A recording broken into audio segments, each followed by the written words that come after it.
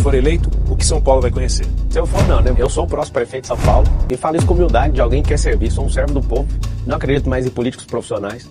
Se realmente essa experiência política fosse levada em conta, a gente não estava com a cidade nesse caos que a gente encontra lá hoje. A gente precisa de ter tipo um xerife. Eu serei xerife dessa cidade, vocês podem contar. Quando você ganha R$2.000, R$3.000, você não tem que rever alguns gastos? A prefeitura está com pouco dinheiro. Segundo todos estão falando, pela ineficiência, né? Porque são 120 bilhões ano que vem de orçamento e já está tudo comprometido por falta de eficiência. E aqui está o segredo. Eu não preciso ter um perfil de gestão para falar que eu vou fazer diferente ou não. A primeira coisa que tem que ter num governo é austeridade. O que é austeridade? A gente tem que saber separar custo e despesa. Custo é aquilo que eu invisto e tem retorno, e despesa é aquilo que eu fico pondo o dinheiro do povo, o seu dinheiro. O dinheiro de 190 mil pessoas está na fila de cirurgia, 447 mil pessoas estão na fila de exame, 34 milhões de calçadas que precisa ser feito, 34 milhões de metros. Esses milhões de metros quadrados de calçada representa 30% dos acidentes que a gente recebe nas UPAs hoje. Ou seja, são coisas tão básicas. E a gente está falando de São Paulo, a gente não está falando de uma cidade do interior com 50 mil pessoas, não. Nós estamos falando da poderosa São Paulo. Pablo Marçal trouxe à tona um tema que mexe com a vida de todos os paulistanos. Em uma conversa franca e direta, Marçal surpreendeu tanto os jornalistas quanto o público ao expor, sem rodeios, as principais preocupações da população de São Paulo. Ele abordou questões que vão desde a segurança pública até a instabilidade econômica, destacando o que, segundo ele, tem tirado o sono de milhares de moradores. Confira como ele trouxe essas preocupações à tona e a reação inesperada que causou durante a entrevista. Todo o recurso de São Paulo é jogado fora, com morosidade, burocracia, ineficiência, companheirada, corrupção. Primeira coisa, só de trocar um governo por outro governo, esses esquemas todos já começam a cair. E se quiser perguntar, você acha que tem esquema? Acho, não, tenho certeza que tem esquema. Você que é comerciante aí de algum distrito de São Paulo, são 32 subprefeituras, você sabe muito bem o que está acontecendo. Vários de vocês são extorquidos. Você começa a ver essa companheirada, esse movimento. Por que tem 12 partidos apoiando o Nunes? Por que tem esse tanto de gente preocupada em não perder essa prefeitura? Por que junta o presidente da República de um lado, loucamente precisando dessa prefeitura, né, que é o terceiro maior orçamento do Brasil? Por que eles querem um orçamento já que está tudo dedicado e tudo vinculado? A resposta é muito simples. Vou abrir para todos, que fique registrado isso aí.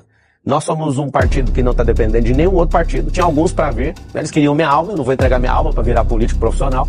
Eu vim aqui foi para servir. Tô de saco cheio, né, de ter uma cidade bagunçada desse jeito. Você que está assistindo, lembra que política não é político, tá? Política significa politeia, que vem do grego, organização de cidade.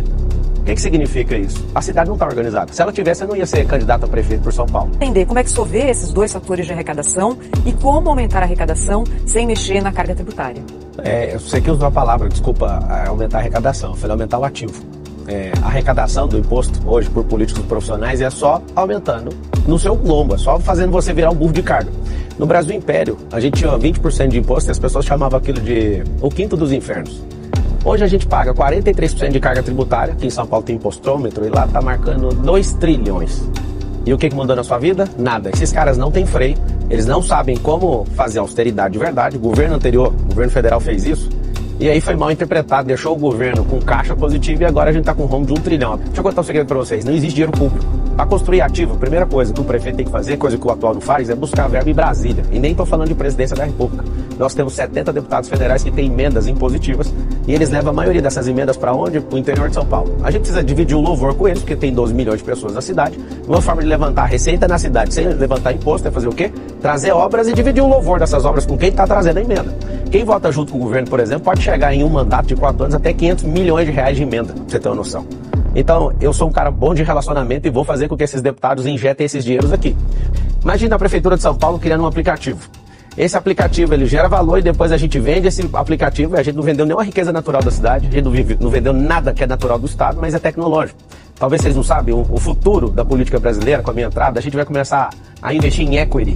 No mundo empresarial, para vocês entenderem, a gente constrói um ativo de uma empresa e vende ela 25, 30, 50 vezes mais o valor que a gente investiu.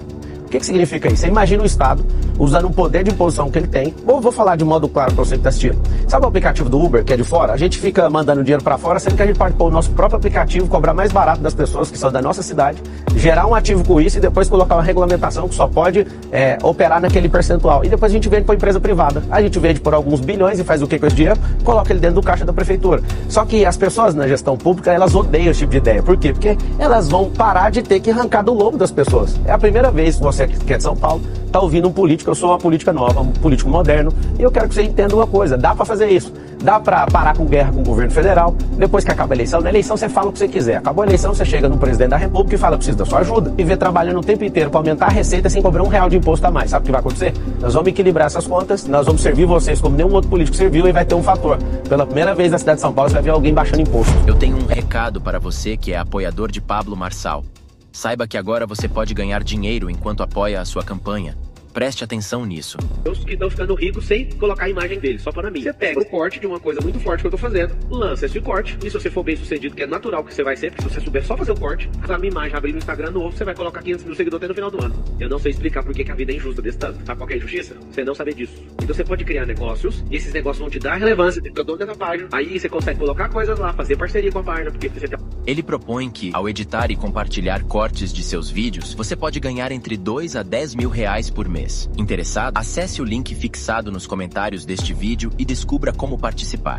Essa máfia de multa que tem nessa cidade é um absurdo. Tem coisas que a gente vai pôr pra resolver quando eles perguntarem sobre trânsito, que quando eu provar pra vocês que dá pra resolver, vamos parar com esse pedágio. Sabe por quê?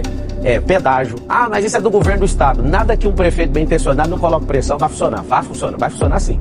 Agora, por que tem rodízio de placa aqui em São Paulo? Rico tem 2 carros, você que é pobre tem só uma. Por que é desse jeito? Porque é ineficiente em tudo. Quando falar de trânsito, eu vou te mostrar soluções pra gente resolver isso. O senhor defende ainda o pedágio urbano? Como funcionaria? Esse pedágio seria o que já tem, né? De quem é de fora, no modelo europeu, ao invés de pagar um valor, quem usar menos, ou quem usar mais, pagar pelo tempo, até da entrada até a saída de... Isso nas estradas, mas o senhor chegou a falar de um pedágio dentro da cidade? Na verdade não, foi desse mesmo, de entrada. Tem 10 rodovias que cercam a cidade, e essas 10 rodovias, elas precisam ser revistas, e até propus o Bolsão, e lá vai então as propostas em relação a isso. Acho que não é viável, fui convencido pelos especialistas que não faz sentido isso dentro da cidade, só fora. Mas seria cobrado numa área não vai central? Ser, porque não é uma proposta. Já foi descartado?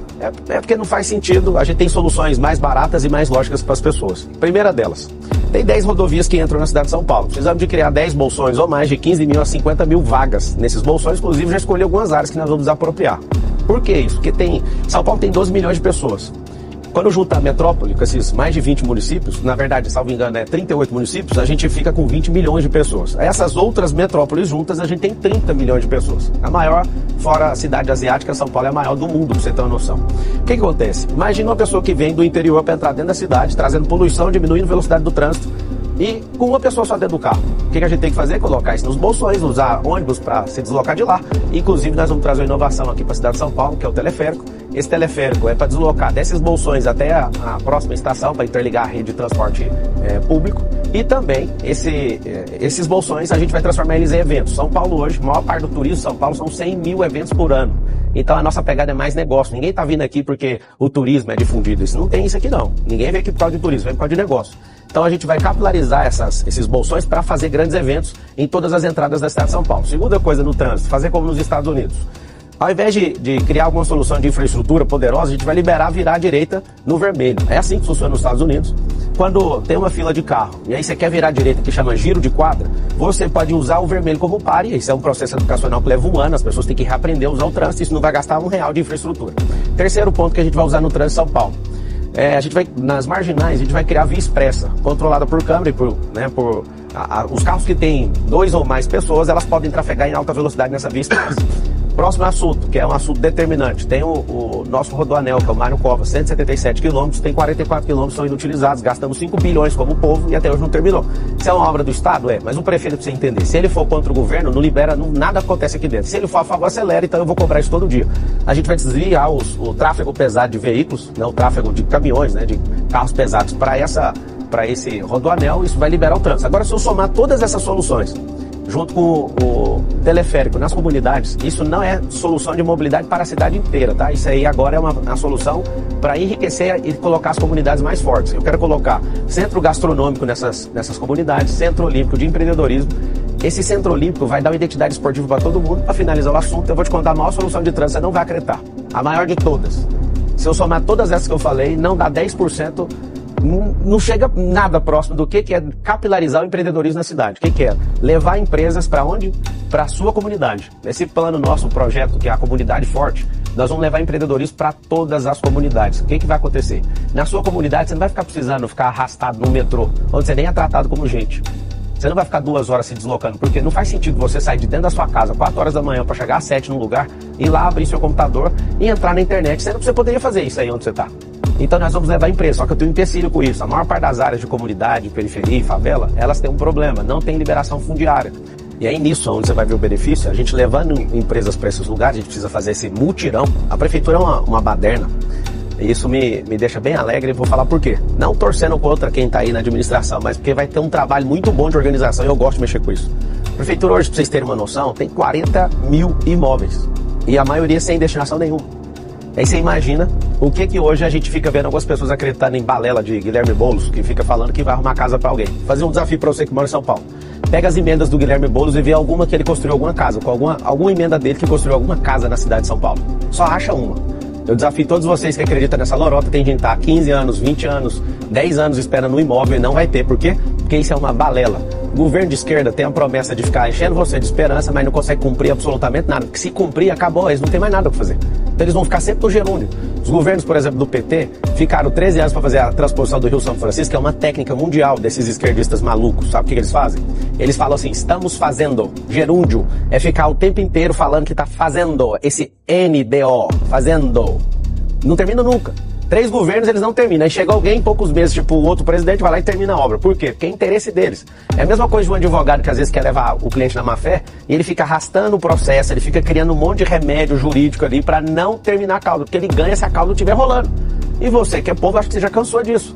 O que é a grande verdade? A gente fazendo essas liberações fundiárias, a gente consegue levar essas empresas para lá e pela primeira vez você vai ver o seguinte, empresa aberta na quebrada vai ter diminuição de imposto. E eu quero saber quantas empresas que não vão querer isso? Quantas empresas que não vão querer levar suas oficinas, parte das suas produções para esses lugares? Sendo que as pessoas que estão na empresa que elas estão, em qualquer outro lugar na cidade, já vieram desse lugar.